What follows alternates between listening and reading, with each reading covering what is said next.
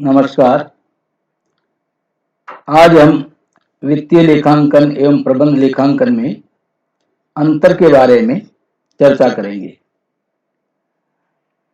वित्तीय लेखांकन ही प्रबंध लेखांकन का एक तरह से मूलभूत आधार है। वित्तीय लेखांकन की ही समस्त सूचनाओं को प्रबंध लेखांकन के द्वारा उपयोग में लिया जाता है। यूं कह सकते हैं कि दोनों एक दूसरे के पूरक हैं, किंतु कुछ ऐसे बिंदु हैं जिनके आधार पर हम इसमें अंतर को स्पष्ट करेंगे। सबसे पहला जो हमारा बिंदु है वो है उद्देश्य। वित्तीय लेखांकन का जो उद्देश्य है वो जो दैनिक व्यवहार हैं उनमें क्रमबद्ध उनका लेखा रखना है और उन लेखों के आधार पे आय का मापन हम प्रॉफिट एंड लॉस अकाउंट के माध्यम से और एक निश्चित तिथि को आर्थिक स्थिति हम चिट्ठी के माध्यम से दर्शाते हैं। प्रबंध लेखांकन में प्रबंधकों को सूचना इस तरह से दी जाती है ताकि वो अपने उद्देश्यों को प्राप्त करने के लिए जो भी कार्य हैं उनका कुशलतापूर्वक निष्पादन कर सकें। ये इन दोनों का एक अंतर है। दूसरे अंतर में उनकी प्रकृति नेचर के आधार पे हम उसमें अंतर करते हैं। जो भी व्यवहार हमारे घटित होते हैं, ट्रांजैक्शंस हो जाते हैं, वो एक तरह से हमारे पास में भूतकालीन तथ्य के रूप में जाने जाते हैं।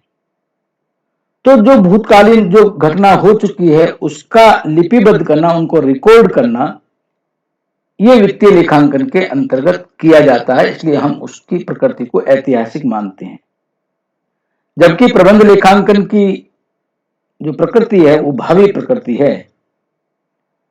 उसका जो उद्देश्य है वो व्यवसाय के लिए जो फ्यूचर में हमारे पास अपॉर्चुनिटीज क्या क्या हो सकती हैं, उन अपॉर्चुनिटीज के बारे में जानकारी लेना, उनकी खोज करना, ये प्रबंध लेखांकन की प्रकृति में आता है।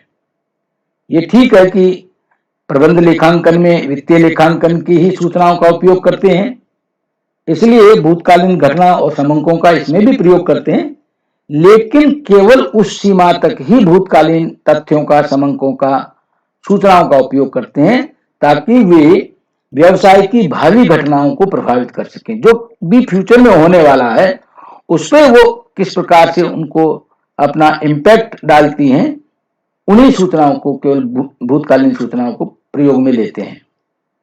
तीसरा आता है क्षेत्र। तो वित्तीय लेखांकन का क्षेत्र बड़ा सीमित है। केवल वित्तीय लेखांकन में अंतिम खाते बनाना, दैनिक व्यवहारों को दर्ज करना, ये ही चीजें आती हैं। लेकिन प्रबंध लेखांकन के अंतर्गत हम क्षेत्र में पहले भी चर्चा कर चुके हैं कि उसमें वित्तीय लेखांकन तो शामिल होता ही है। लागत लेखांकन, पुनर्मूल्यांकन लेखांकन, नियंत्रण लेखांकन, निर्णय लेखांकन, सांख्यिकी, अर्थशास्त्र, ये सारी की सारी बातें, ये सारी तकनीकें हम प्रबंध लेखांकन के अंतर्गत प्रयोग में लाते हैं, जो कि वित्तीय लेखांकन में हमारे उपयोग में नहीं आती है। तो वित्तीय लेखांकन का क्षेत्र सीमित क्षेत्र है, जबकि प्रबंध लेखांकन का क्षेत्र बड़ा व्यापक क्षेत्र है। फिर आता है उपयोगिता। तो वित्तीय लेखांकन सामान्यतया जो बाह्य पक्षकार हैं और संस्थान हैं जो व्यवसाय से जुड़े हुए हैं, चाहे वो शेयर होल्डर्स हों, चाहे वो क्रेडिटर्स हों, या वो लोन प्रोवाइडर हों, गवर्नमेंट हो, या अन्य इंश्योरेंस, बैंक, ऐसी इंस्टीट्यूशंस हों, उनके लिए ज्यादा वो उपयोगी हैं। जबकि प्रबंध लेखांकन का उपयोग प्रबंधकों के लिए अपने कार्य के लिए, नीतियों के निर्माण के लिए, दैनिक नीतियां बनाने में और भावी योजनाओं को बनाने में, उनमें काम में लिया जाता है। तो केवल प्रबंधकों के लिए या प्रबंध कार्य के लिए किस प्रकार से वो उपयोगी हो सकती हैं, केवल वही चीजें प्रबंध लेखांकन के अंतर्गत हम शामिल करते हैं। लेखांकन के सिद्धांत। अगला अंतर का आधार है अकाउंटिंग प्रिंसिपल्स। तो जनरल एक्सेप्टेड जो प्रिंसिपल्स हैं वो वित्तीय लेखांकन के अंतर्गत हम उनको शामिल किए जाते हैं, उन्हीं के आधार पे उनको लिखा जाता है। लेकिन प्रबंध लेखांकन में सूचनाओं को प्रबंध के उद्देश्यों के अनुसार लिखी जाती है। वित्तीय लेखांकन में तो निर्धारित सिद्धांत होते हैं, जबकि प्रबंध लेखांकन में प्रबंधकार जो लेखापाल है वो प्रबंध के उद्देश्यों को एक ही सूचनाओं को के प्रस्तुतिकरण में अलग अलग सिद्धांत अपना सकता है। जहां जिस प्रकार की आवश्यकता है उस सूचना को उन्हीं सिद्धांतों के आधार पर, यानी इसमें लोचशीलता रहती है, फ्लेक्सिबिलिटी रहती है। अतः उद्देश्य क्या है उस उद्देश्य के अनुसार ही सिद्धांतों का निर्माण करके उन सूचनाओं को प्रस्तुत किया जाता है। इसके बाद में प्रारूप आता है, उसका फॉर्मेट क्या रहेगा। तो एक वित्तीय लेखांकन में सर्वमान्य सबके लिए एक निर्धारित फॉर्मेट है, उसका प्रारूप है।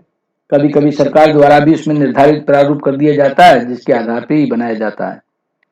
लेकिन प्रबंधकीय लेखांकन में कोई निर्धारित प्रारूप नहीं है। जैसे हम अलग अलग सिद्धांत उद्देश्यों के अनुसार बना सकते हैं, ऐसे ही प्रबंध की आवश्यकता के अनुसार अलग अलग प्रकार के हम प्रारूप तैयार कर सकते हैं कि कोई भी सूचना, कोई भी प्रतिवेदन किस प्रकार से दिया जाएगा, ये उस समय प्रबंध के जो उद्देश्य हैं या उनकी आवश्यकता है उसके अनुसार तय किए जाते हैं। इसके बाद में जो अंतर का आधार है वो है विषय सामग्री, सब्जेक्ट मैटर। उसमें क्या आएगा, तो हम इसको देख सकते हैं कि दो तरीके से इसको देख सकते हैं कि एक तो जितने भी हमारे आर्थिक व्यवहार हैं, जो ट्रांजैक्शंस हैं व्यवसाय में होते हैं, सारे के सारे व्यवहारों को वित्तीय लेखांकन के अंतर्गत हम दर्ज करते हैं। और ये संपूर्ण व्यवहार जो व्यवसाय के हैं, व्यवसाय की सब बातें हैं, उनको हम शामिल करते हैं। जबकि क्योंकि ये संपूर्ण व्यवसाय के लिए होता है। प्रबंध लेखांकन के अंतर्गत किसी एक डिपार्टमेंट से रिलेटेड हो सकता है, किसी एक खंड से रिलेटेड हो सकता है, और कभी कभी संपूर्ण व्यवसाय से संबंधित भी हो सकता है। तो उसमें जितनी भी बातें होंगी वो संपूर्ण व्यवसाय के लिए भी हो सकती है, विभाग के लिए भी हो सकती है, किसी पर्टिकुलर खंड के लिए हो सकती है। लेकिन वित्तीय लेखांकन के अंतर्गत ऐसा नहीं होता कि किसी एक विभाग विशेष के ही लेखांकन किया जाए और दूसरे का नहीं किया जाए। तो ये भी इसके अंतर्गत हम शामिल करते हैं। अनिवार्यता में वित्तीय लेखांकन करना अनिवार्य है। जितने भी व्यवहार होते हैं, व्यापारिक व्यवहार होते हैं, उनका आवश्यक रूप से, अनिवार्य रूप से उनका पुस्तकों में एंट्री हम करते हैं। प्रबंध लेखांकन ये ऐच्छिक है, ये तभी सूचनाओं का हम कलेक्शन करते हैं जब उससे प्राप्त उपयोगिता उसकी लागत से अधिक हो, तब ही इसको हम प्रबंध लेखांकन की सूचनाओं को इकट्ठा करते हैं, इसलिए ये ऐच्छिक है। इसके बाद में आता है प्रतिवेदन, रिपोर्टिंग। रिपोर्टिंग में जैसा कि पूर्व में भी हम चर्चा कर चुके हैं कि ये वित्तीय लेखांकन प्रमुख रूप से बाह्य पक्षों के लिए ही होता है, जिसमें मौद्रिक व्यवहारों को ही हम सामान्यतया, इसके मौद्रिक व्यवहार के बारे में आगे भी बिंदु पे हम चर्चा करेंगे, खास रूप से ये बाह्य पक्षों के लिए ही तैयार किया जाता है। तो जैसी भी उनकी आवश्यकता होती है, चाहे वो ऋणदाता हो, चाहे वो अंशधारी हो, चाहे सरकार हो, उनको खास हम ये बताते हैं कि हमारी जो फाइनेंशियल, हमारी जो सुदृढ़ता है, फाइनेंशियल हम कितने सॉलिड हैं, हमारी प्रॉफिटेबिलिटी क्या है। जबकि प्रबंधक के लिए ये होता है कि वो कुशलता में वृद्धि में सहायक होता है और वो केवल प्रबंध के लिए ही सूचना तैयार की जाती है। तो उसमें आंतरिक सूचना के लिए तैयार होने के कारण जो भी सूचना होती है वो मौद्रिक भी है और गैर मौद्रिक भी हो सकती है। तो ये रिपोर्टिंग फाइनेंशियल अकाउंटिंग में बाह्य पक्षों के लिए होगी और मैनेजमेंट अकाउंटिंग में केवल ये प्रबंधकों के लिए ही आवश्यक होती है। शुद्धता की बात करेंगे तो वित्तीय लेखांकन में पूर्ण शुद्धता होनी चाहिए। प्रबंध लेखांकन में इस प्रकार से पूर्ण शुद्धता पर ध्यान नहीं दिया जाता। कभी कभी हम अप्रोक्सीमेशन के आधार पर भी इसमें निर्णय लेते हैं, सन्निकटन जिसको अपन कहते हैं, जो अमाउंट होती है उनका अप्रोक्सीमेशन कर लेते हैं। तो ये दोनों में एक प्रमुख रूप से अंतर है।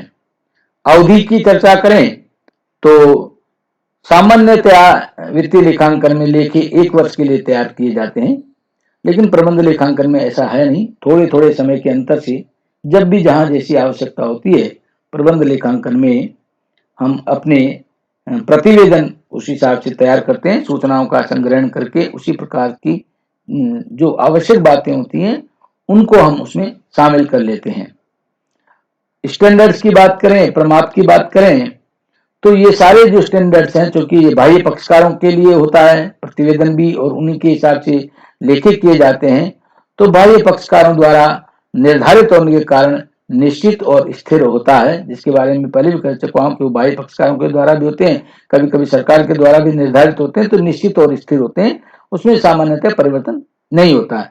जबकि प्रबंध लेखांकन के अंतर्गत जो प्रमाप स्टैंडर्ड्स हैं वो समय और परिस्थिति पे आधारित होते हैं और आंतरिक प्रबंध के द्वारा ही उनका निर्धारण किया जाता है। इसके बाद आता है संवहन की शीघ्रता, यानी क्विकनेस ऑफ कम्युनिकेशन।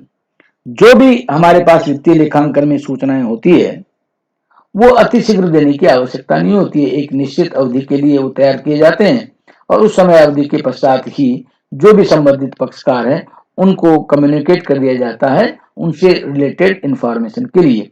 लेकिन प्रबंध में चूंकि आवश्यकता रहती है और आवश्यकता के आधार पर ही सूचनाओं का संग्रहण किया जाता है, इसलिए जिस उद्देश्य के लिए सूचनाओं का संग्रहण करके उनका विश्लेषण किया जाता है और उनका प्रतिवेदन तैयार किया जाता है, तो उनको अति शीघ्र जो भी संबंधित प्रबंधक व्यक्ति हैं उनको दिया जाता है ताकि वो उचित समय पर निर्णय ले लें। अन्यथा समय के बाद में लेने के बाद में उस सूचना की और उस विश्लेषण की कोई प्रकार की उपयोगिता नहीं रह जाएगी। नेक्स्ट आता है वर्णन के बारे में, डेस्क्रिप्शन। जैसे मैं पहले भी पुराने पीछे कह चुका हूं कि वित्तीय लेखांकन में केवल मौद्रिक व्यवहारों को ही हम दर्ज करते हैं, जबकि प्रबंध लेखांकन के अंतर्गत हम मौद्रिक और गैर मौद्रिक सभी प्रकार के जो तथ्य हैं उनको शामिल करते हैं, चाहे तकनीकी परिवर्तन हो, उपभोक्ताओं की रुचि में परिवर्तन हो, प्रतिस्पर्धात्मक वातावरण हो, कर्मचारियों का क्या दृष्टिकोण है। तो ऐसी चीजें जो भी प्रबंध के निर्णय को प्रभावित करती हैं, ऐसे अमौद्रिक तथ्यों को भी इसमें हम समाविष्ट करते हैं, उसमें हम इंक्लूड करते हैं। प्रकाशन, वित्तीय लेखांकन की जो भी सूचनाएं होती है वो जनता की सूचनार्थ उनका प्रकाशन किया जाता है, जबकि प्रबंध लेखांकन के अंतर्गत जो भी हमारे पास सूचनाएं हैं, जिस भी प्रकार के हमारे प्रतिवेदन प्राप्त हुए हैं, वो आंतरिक कार्यों के लिए होते हैं, इसलिए वो प्रबंध के लिए ही उपयोगी होते हैं, प्रबंध को प्रस्तुत किए जाते हैं। आम जनता की सूचनार्थ उनको प्रस्तुत करने की आवश्यकता नहीं होती है। इसके बाद में आता है निहित लागतें, इम्प्लिसिट कॉस्ट। वित्तीय लेखांकन में जो हम वित्तीय विवरण तैयार करते हैं वास्तविक व्ययों को दिखाते हैं, जबकि प्रबंध लेखांकन के अंतर्गत जो भी तैयार किए जाते हैं उसमें प्रतिवेदन में हम अनुमानित यानी एस्टिमेटेड या प्रक्षेपित प्रोजेक्टेड लागत और व्यय को भी दिखा देते हैं। वित्तीय विवरणों में व्यवसाय स्वामी के निजी स्वामित्व वाले साधनों की लागत को भी कुल लागत में शामिल नहीं करते, जबकि प्रबंध लेखांकन में वास्तविक लाभदायकता अगर ज्ञात करनी है तो कुल लागत में जो स्वामी के साधन की जो भी लागत आती है उसको भी हम निर्णय लेने के लिए शामिल करते हैं। अंतिम हमारा अंतर का जो आधार है, बिंदु है, वो है जांच एवं परीक्षण, चेकिंग एंड एग्जामिनेशन। जो हमारे वित्तीय लेखांकन के अंतर्गत विवरण बनाए जाते हैं उन सबका अंकेक्षण किया जाता है, लेकिन प्रबंध लेखांकन के अंतर्गत अनेक प्रकार की सूचनाएं, जैसा अभी मैं बता चुका हूं कि उसमें मौद्रिक और गैर मौद्रिक तथ्य भी होते हैं, तो गैर मौद्रिक तथ्य भी ऐसे होते हैं जिनकी हम अंकेक्षण करना सामान्यतः संभव नहीं होता है। तो इस प्रकार से इन दोनों में आपस में एक दूसरे से संबंध होने के पश्चात भी, एक दूसरे के पूरक होने के बावजूद भी इन दोनों में जो अंतर हैं वो मैंने आपके समक्ष ये 17 अंतर के आधार सामने जो आए हैं उनके आधार पे इनको आपके सामने प्रस्तुत करने का एक प्रयास किया है। आज इसी को यहीं समाप्त करते हैं। बहुत बहुत धन्यवाद। नमस्कार।